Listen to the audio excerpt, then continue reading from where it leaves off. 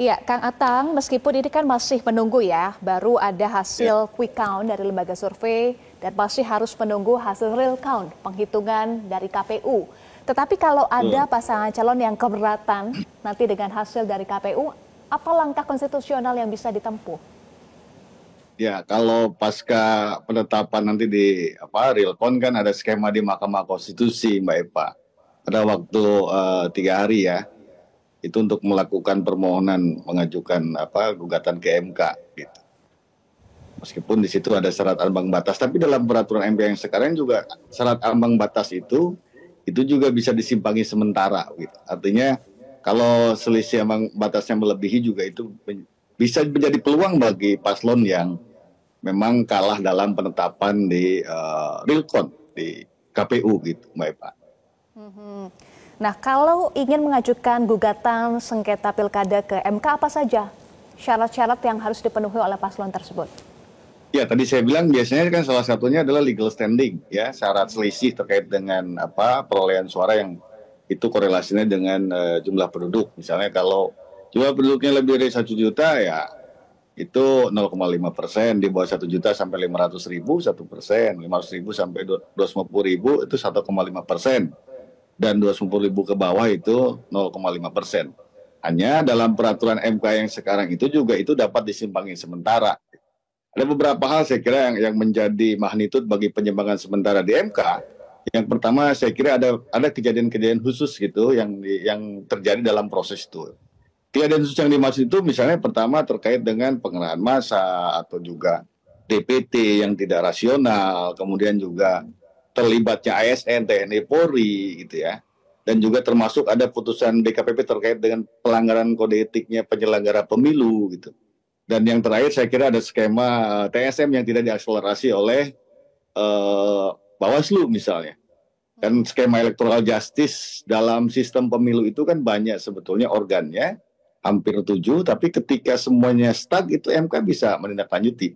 Maka MK membuka dalam peraturan MK yang sekarang untuk beracara dalam konteks sengketa pilkada, ada penyimpangan sementara terhadap ambang batas dari pemohon dalam konteks penyelesaian perselisihan hasil pilkada, gitu Mbak Eva.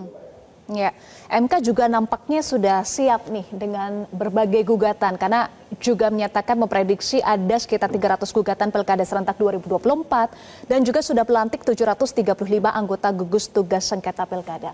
Bagaimana Anda Ya, melihat kesiapan dari MK untuk menerima gugatan-gugatan dalam sengketa Pilkada serentak 2024 ini?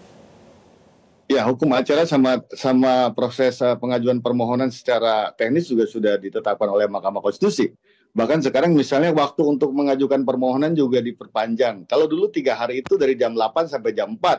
Sekarang jam 8 sampai jam 24 itu bisa mengajukan permohonan ke Mahkamah Konstitusi.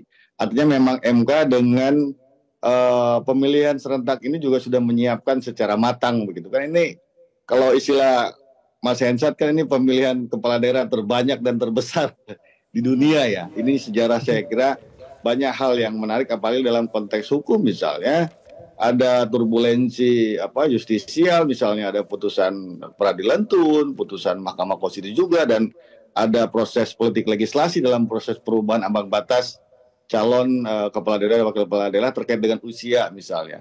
Dan bahkan yang paling bombastis Mbak Eva, saya kira ada 3 mantan presiden turun gunung termasuk juga presiden ya, yang tadi juga Mas Hensat sudah memberikan beberapa catatan, walaupun di akhir misalnya presiden mengklarifikasi bahwa ya terserah rakyat dan bagaimana ini menjadi magnitud untuk membangun bangsa ini ke depan lebih baik, maka ya yang kalah yang menang juga sebaiknya kolaborasi misalnya. Itu Mbak Eva. Ya, Kang Atang kan juga biasa ya menjadi kuasa hukum bagi mereka yang berperkara di MK atau Mahkamah Konstitusi. Apa yang harus disiapkan oleh mereka yang menduga merasa ada kecurangan sehingga bisa diterima oleh MK dan bisa memenangkan gugatan? Sebetulnya variannya sangat banyak ya, ya termasuk tadi yang saya katakan misalnya terkait dengan ambang batas atau juga dalam proses penghitungan. Tadi Mas Hensat juga menjelaskan sedikit ya pada saat proses penghitungan juga kalau ada pelanggaran misalnya. Ini kan biasanya terjadi dalam konteks penghitungan, misalnya menghitungnya lebih cepat, jam 11 sudah dihitung misalnya kan gitu ya. macam-macam nih sebetulnya ya, pengerahan dan sebagainya. Tipikalnya banyak begitu. Meskipun yang sangat membasis kan ada dua ya sebetulnya. Money politik yang selalu dijadikan sebagai catatan. Meskipun dalam prakteknya money politik ini kan sesungguhnya tidak melulu akan menjadi dasar penetapan putusan MK, karena MK sangat menyadari dalam kontestasi politik di Republik ini, baik pilpres, pileg, termasuk pilkada, maka syarat dengan money politik. Nah, money politik yang diakselerasi oleh MK ya tentunya yang berimplikasi terhadap perubahan perolehan suara atau juga termasuk ke dalam skema TSM. Kan MK juga pernah misalnya membatalkan satu kecamatan terkait dengan money politik. Tapi itu harus berimplikasi kepada perolehan suara tentunya begitu. Kalau enggak ada, MK tidak akan mengakselerasi itu. Gitu, Mbak Eva.